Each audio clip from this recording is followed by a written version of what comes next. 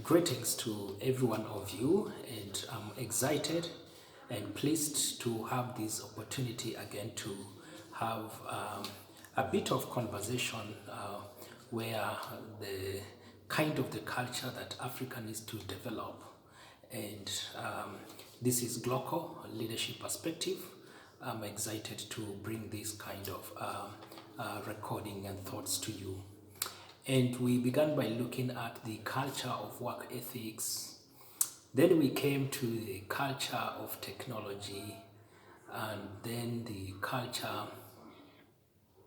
of the law, keeping the law instead of governments running as banana republicans, where there is anarchy, the kind of government that embraces the law and works within the confines and the perimeters of the law.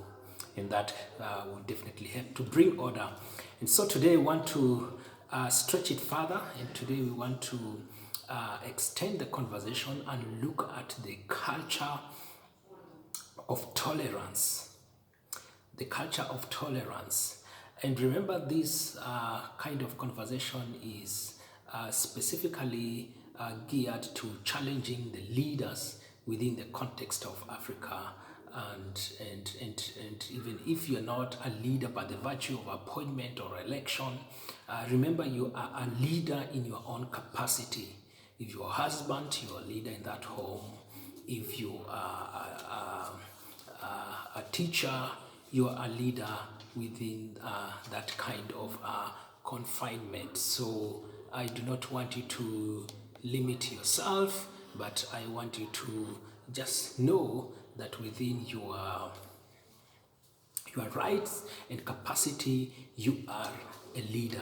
And so tolerance. And what is tolerance? Tolerance is basically the ability or willingness to consider one's opinion, and not just opinion, but also behavior you do not like, you dislike, or disagree with. Yeah, we are living in a society where people have their own opinion, people have a certain kind of behavior that they demonstrate, and you as a person, it is upon your prerogative either to like or dislike. In most cases, you either like, or if they are in synchrony with yours, and you dislike if they are not compatible with yours. And so this is the willingness or the ability to consider other people's opinion and behavior that are not necessarily similar to your own opinion and behavior. And so, and again, I have to be very quick to mention that this does not necessarily mean subscribing to opinion or behavior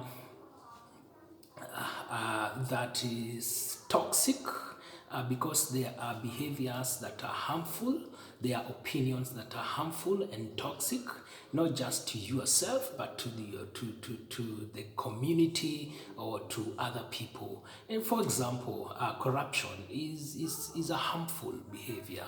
Or if you're using sentiments that promotes corruption, it is a harmful kind of opinion.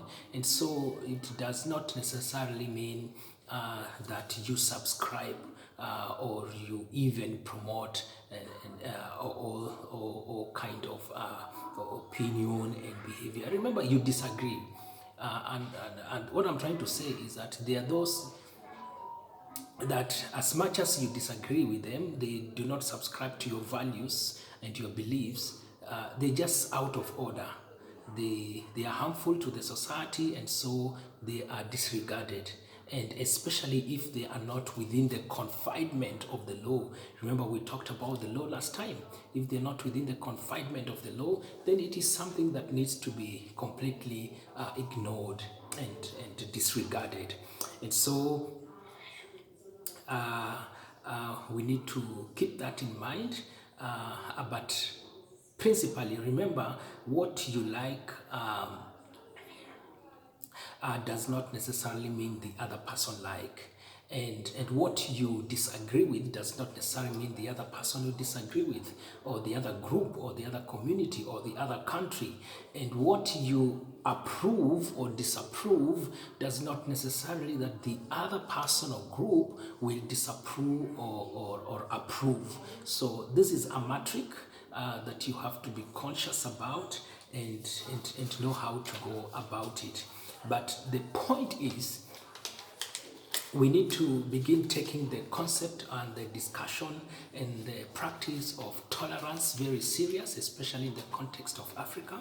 And in Africa we have diversity, and in our way of life, diversity is very dominant. And every community there are diversities. Even if you belong to one religion, within it as person there are diversities. You don't share personalities, you don't share the same framework of thinking or thinking pattern, or the ability, cognitive ability. So there are a lot of dynamics. For example, religion, as I've mentioned, we don't share the same food, or there are various diversities in the kind of the food. Think of ethnicity in Africa. I've talked about this before, and ethnicity is a big subject, and is a positive thing. The only thing we've always allowed ourselves to use it as a negative thing, but it is a positive thing that if we capitalize on it, it can really help the continent of Africa and the people of Africa. So we have the poor and we have the rich, and so this kind of social stratifications, they are things that are there within our communities, and in this context within Africa. And so we have to be cognizant about these things. We must not give them blind eye, and they bring those kind of variants and differences that exist amongst ourselves. And so all these things eventually need to help us and give reasons why we need to be tolerant to one another, because there will never be uniformity in the entire Africa in most of the things, even within a home. As much as you share core values, there are things that you'll never have uniformity. Everybody will take his own route or her own route but in certain things, either in thinking or in character, or in any other thing. So we need to think about this. For example, in Africa also, some of them they're negative, some of them they're positive. The aspect of bourgeoisies and kleptocrats. These are people, especially the kleptocrats, who have taken advantage of the poor, who have used backdoor and back deals and bribes to enrich themselves at the expense of the masses, the expense of the citizens and the poor people. And so these kind of things are there, and these are differences that are there. And think of even African continent. The aspect of politics is ever boiling. A lot of differences in politics. Yeah, people belong to different parties. You vote in different kind of leaders, different persons, different parties. And sometimes when you feel somebody talking negative or doesn't like your party, you take offense and you feel like this person does not mean well for me. And some of these things within the context of Africa has always birthed to violence and chaos, even during election, either pre-election, or during election, or during post-election. So because of such kind of differences. But you know what? It is a time for us to understand we are diverse. And because we are diverse and we are never the same, people will belong to different parties, people will support different politicians, and let them be given their space to air their opinion and to talk about what they feel it is good for them. So everyone should be given space to talk about what they think is good for them and to practice what they think is good for them. So let us not victimize people on the basis of you belong to this party, you belong to this, you support this politician, you support this manifesto. No, that does not arise. And that's why, for example, in a country where people conduct election in democracy, when a president wins election and is declared to be the winner, he becomes the president of all. He does not just become the president of the people who voted for him alone. He also becomes the president of the people who did not vote for him, and even the people who abstained and who never voted. So for that reason, we need to sober up, and we need to appreciate tolerance within our communities. And this is something that I think it need to be even inculcated in our curriculum, education curriculum within our schools in Africa. This will begin to help people to be able to appreciate other people, the way they look at things and the way they think, and even when they come up with their own or argument, the other person will not feel offensive. And I think this is something that really we need to content with it. In schools, for example, we used to have debates, but you see, these were optional. Not everybody used to attend, but I'm sure to some extent they helped, because the other person will oppose your opinion, the others will agree with you. And so when somebody is growing up knowing that there are divergent opinion, but we need to accommodate one another. So I believe those who are in charge of developing curriculums within Africa context, they need to start or continue, if at all they're doing it, to throw in a few things where tolerance is concerned, so that we can develop healthy communities and healthy countries, because differences, they are completely inevitable. And leaders needs to first of all demonstrate this kind of behavior of tolerance. We want to see the leaders modeling this kind of attitude, this kind of behavior, so that other people, both young and old, will look at them and will emulate. If you are a politician, let us see you practicing tolerance. Don't just open your mouth and abuse other people because they do not subscribe to your opinion. Don't look like you are segregating a certain community, or you are profiling a certain community on the basis that they do not subscribe, or they never voted for you, or they differ in your opinion. That should not be the case. You know what? You need to leaders, whether you are a religious leader, you are the politician, or community leaders, or whoever you are in your own capacity, we need to start modeling this aspect of behavior that is called tolerance, and this will help to spur Africa and to develop Africa.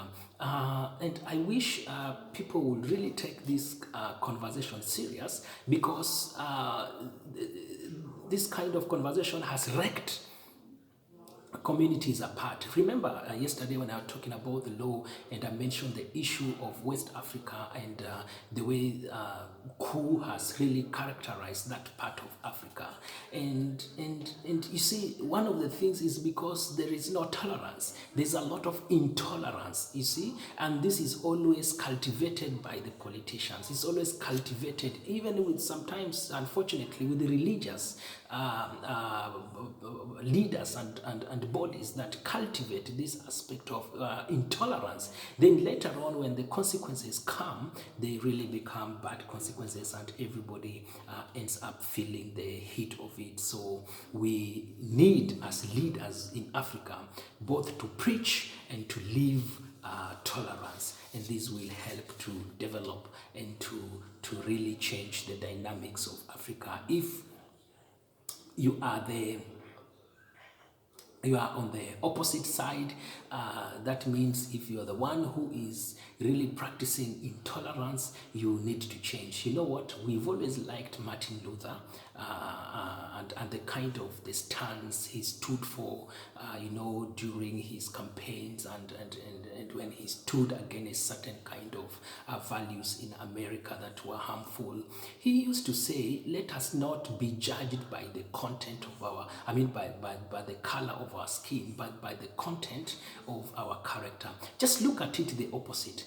If you judge others by the content of their skin, but not the content of their character, you become a racist. And that is profiling people, and that is a harmful thing. If, for example, you think that in your country a certain group of people are not supposed to come, they are only supposed to be limited to their boundaries, then you become a xenophobic. You end up practicing xenophobic, and all these things are not helpful. These are things that we need to speak against them. These are the things that we need to stand against them, preach against them, and stand for what is completely right and what can help our communities to grow and to grow healthy.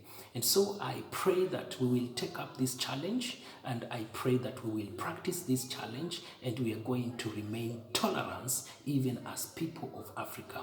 And let us not allow ourselves to be divided by external forces, by taking advantage of our indifferences. For example, ethnicity, languages. These are strengths that we have. Let us avoid all the temptation that may come even from the external forces. The King bless you. The King bless all you leaders in Africa, and the King bless Africa.